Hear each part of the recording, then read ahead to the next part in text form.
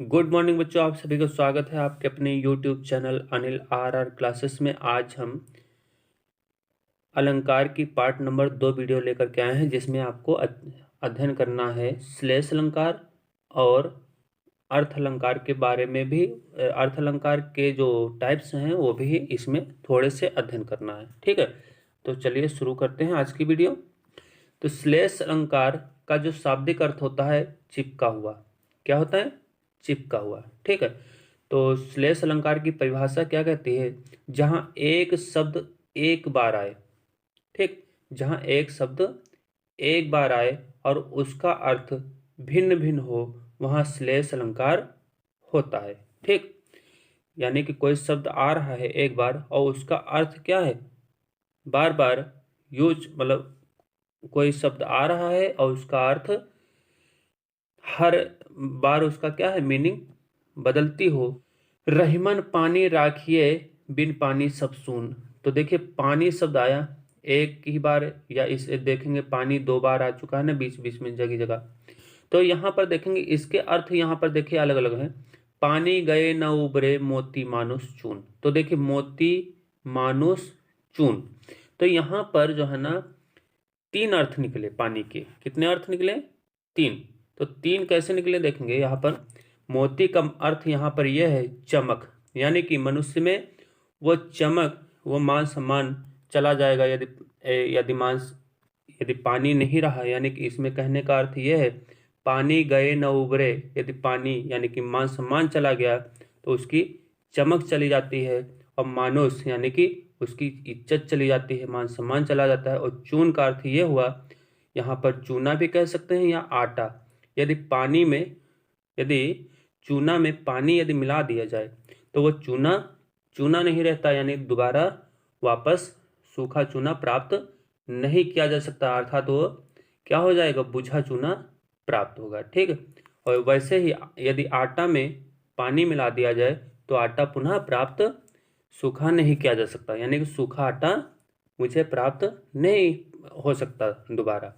तो इसलिए कहा गया है यदि मनुष्य का मान सम्मान यदि चला गया तो उसका सब कुछ चला गया। तो यहाँ पर क्या होगा, श्लेष अलंकार, इस दोहे में कौन सा अलंकार पाया जाएगा? श्लेष अलंकार, यानी कि पानी के 3 अर्थ इसमें निकले, मोती मानुष चून। तो यहाँ पर श्लेष अलंकार का दूसरा उदाहरण हम लेते हैं। तो दूसरा उदाहरण क्या कह रहा है कि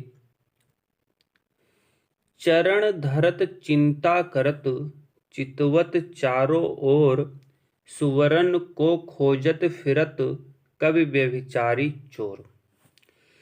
यहां पर जो सुवर्ण का अर्थ है वो 3 प्रकार से है। कैसे? यदि कवि के लिए देखा जाए सुवर्ण का अर्थ, तो सुंदर वर्ण अर्थात शब्द कह सकते हैं। ठीक है, कवि क्या खोजता है? सुंदर वर्ण या सुंदर शब्द खोजता है हमेशा। ठीक है, और इसके बाद कवि के बाद आया है व्यभिचारी। व्यभिचारी यानी कि गलत आचरण वाला व्यक्ति, यानी कि बुरे आचरण वाला व्यक्ति। वो क्या खोजता है? सुंदर स्त्री के प्रयास में लगा रहता है कि मुझे कब सुंदर स्त्री मिले। ठीक है, तो इसलिए गलत व्यक्ति के लिए, यानी कि बुरे आचरण वाले व्यक्ति के लिए सुंदर स्त्री जो है ना वो खोजता फिरता है। ठीक है, अब यहाँ पर चोर शब्द आया, तो चोर के लिए क्या है? चोर के लिए जो है ना सोना है, अर्थात स्वर्ण, यानी कि धन दौलत है। तो सुवर्ण के यहाँ पर 3 अर्थ निकले। कितने अर्थ निकले? 3। तो इसलिए यहाँ पर श्लेष अलंकार होगा।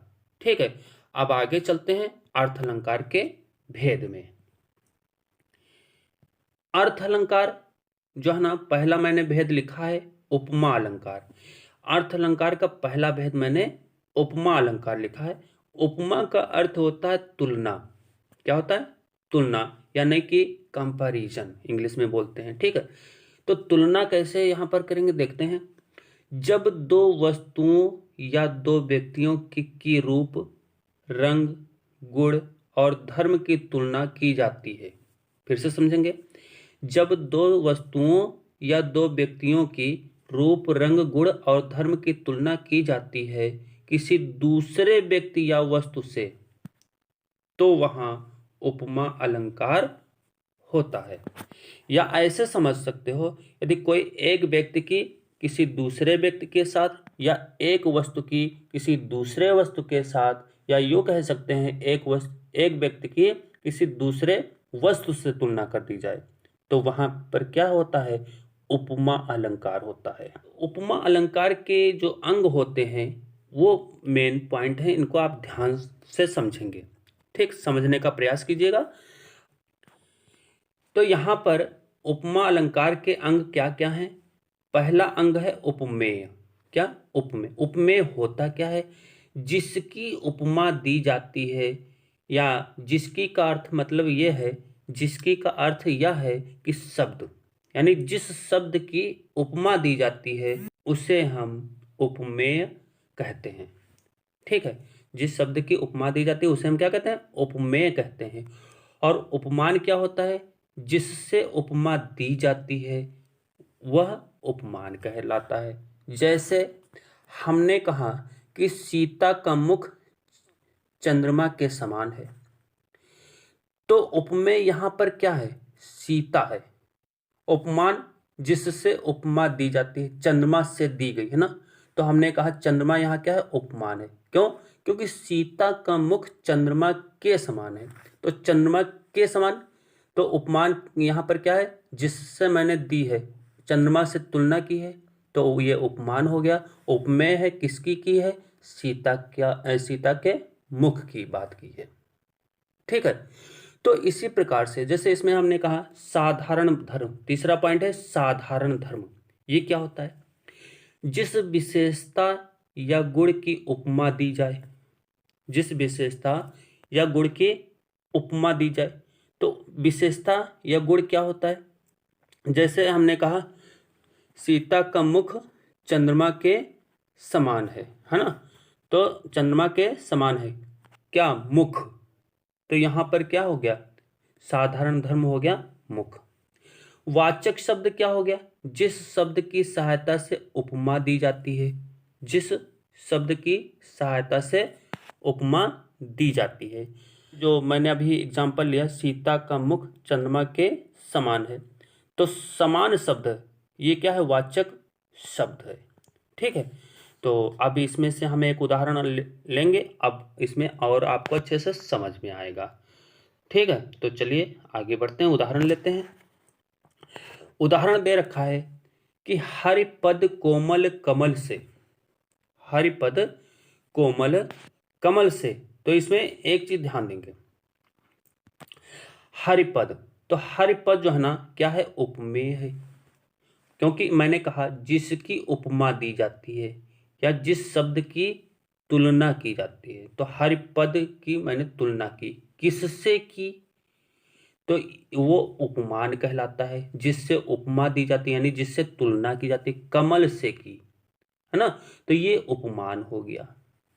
ठीक है, अब इसके बाद कहा गया साधारण धर्म, तो साधारण धर्म जिस विशेषता या गुण की उपमा दी जाती है, तो साधारण धर्म किससे? यानी कोमल, यानी कि एक विशेषता है इसमें, कोमल यानी कि कम, कोमल क्या है? एक मुलायम। ठीक है, तो यानी कि वो साधारण धर्म हो गया। और यहां पर जो शेष शब्द है वो वाचक शब्द कहलाएगा, है ना। तो जिस शब्द की सहायता से उपमा दी जाए वह वाचक शब्द है। तो इस शेष शब्द क्या है? एक वाचक शब्द, क्योंकि इसी शब्द की सहायता से मैंने क्या किया है? उपमा इस शब्द की दी है। ठीक है, अगर जो ये शब्द ना होता तो क्या ये इस सेंटेंस को पूरा कर पाते? इस वाक्य को पूरा नहीं कर पाते। जैसे हरिपद कोमल कमल, क्या कमल? कुछ समझ में नहीं आया ना, से लगा दिया तो यानी कि ये वाक्य पूरा हो गया। यहां पर हरिपद का अर्थ होता है विष्णु जी का पैर। ठीक है, इस चीज को ध्यान रखना, यानी कि विष्णु जी के जो पैर हैं वो कोमल हैं। कैसे? कमल से, कमल की जैसे कोमल या मुलायम है। ठीक है, तो इसका अर्थ ये निकला। आगे दूसरा उदाहरण इसका लेते हैं। दूसरा उदाहरण कह रहा नील कमल से सुंदर नयन, तो नीलकमल क्या हो गया? उपमान से वाचक शब्द हो गया। ठीक है। सुंदर यानी साधारण धर्म यानी विशेषता ये हो गई, या विशेषण कह सकते हैं या गुण कह सकते हैं, है ना। और नयन यानी ये आपका उपमेय है। ठीक है। तो यहां पर आपका क्या हो गया? यहां पर कौन सा अलंकार होगा?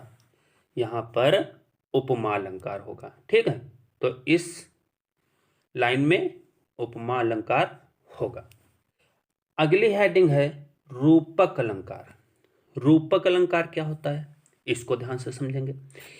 जब उपमान का उपमेय पर आरोप दर्शाया जाए, उपमान का ध्यान देना, उपमान का उपमेय पर आरोप दर्शाया जाए, या उपमेय और उपमान में इतनी समानता दर्शाई जाए कि दोनों मिलकर के एक हो जाएं, तो रूपक अलंकार होता है।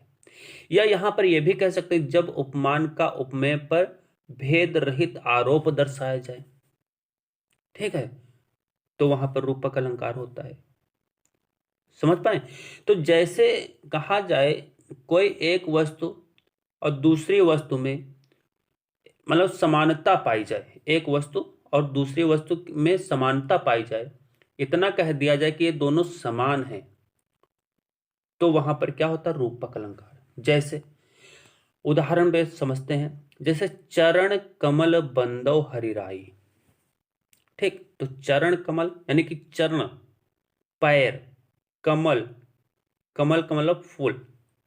तो चरण आपका क्या है? उपमान, उपमेय है, और कमल क्या है? उपमान है।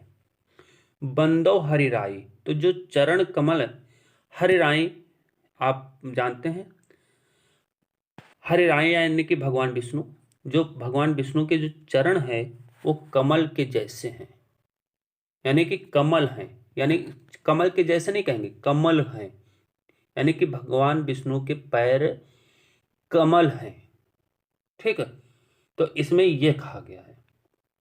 अब इसमें एक चीज समझेंगे, जो रूपक अलंकार की जो पहचान होती है उसमें बीच में योजक चिन्ह ज्यादातर आता है। मैं हर वाक्य उदाहरण में नहीं कह सकता हूं, लेकिन ज्यादातर आता है। तो ये जो आपका योजक चिन्ह है, ये चिन्ह, ये योजक चिन्ह कहलाता है, और ये ज्यादातर आता है, किसी किसी में नहीं आता है, तो इस चीज को ध्यान रखेंगे। जैसे इसमें दे रखा है नोट, चरण कमल का अर्थ है चरण ही कमल है ना। चरण ही क्या है? कमल है। यहां चरण कमल में समानता नहीं दिखाई गई है, बल्कि क्या है? चरण ही कमल है। समझ पाए? चरण ही क्या है? कमल है, ये कहा गया है। तो आगे चलते हैं, दूसरा एग्जाम्पल ले लेते हैं। दूसरा एग्जाम्पल कह रहा है, मैया मैं तो चंद्र खिलौना लय हो। मैया मैं तो चंद्र खिलौना लय हो, यानी कि इसमें श्री कृष्ण जी ने यशोदा मैया से कहा है, मैया मैं तो चंद्र खिलौना ले हूँ, यानी कि मैं चंद्र खिलौना लेंगे, यानी कि जो खिलौना है वो चंद्र ही लेंगे, चंद्र वाला ही खिलौना लेंगे। ठीक। तो चंद्रमा और खिलौना में कोई अंतर इन्होंने इसमें नहीं दिखाया गया है, समान मान लिया गया है, जो चंद्रमा है वही खिलौना है। जैसे इसमें कहा गया पायो जी मैंने, ये तीसरा उदाहरण है, पायो जी मैंने राम रतन धन पायो। ठीक। तो राम उपमेय है और रतन क्या है? उपमान है। जैसे इसमें चंद्र क्या है? उपमेय है, और खिलौना क्या है? उपमान है। तो इसी तरीके से राम रतन धन पायो, तो उपमेय क्या है? राम, और रतन उपमान है। धन पायो, यदि आप राम यानी कि राम को पा गए, तो यानी कि आप रतन पा गए, यानी कि रतन का मतलब आभूषण वाला धन पा गए। तो राम को क्या है? आभूषण या रतन, या बिल्कुल यह कहा जाए जो राम है वही रतन है, वही आपका धन है। ठीक है। तो इस तरीके से यहां पर कौन सा अलंकार होगा? रूपक अलंकार होगा। ठीक है। तो आज की वीडियो हम यहीं पर वाइंड अप करते हैं। नेक्स्ट वीडियो के साथ नेक्स्ट डे फिर लेकर के मिलते हैं। तब तक के लिए नमस्कार बच्चों।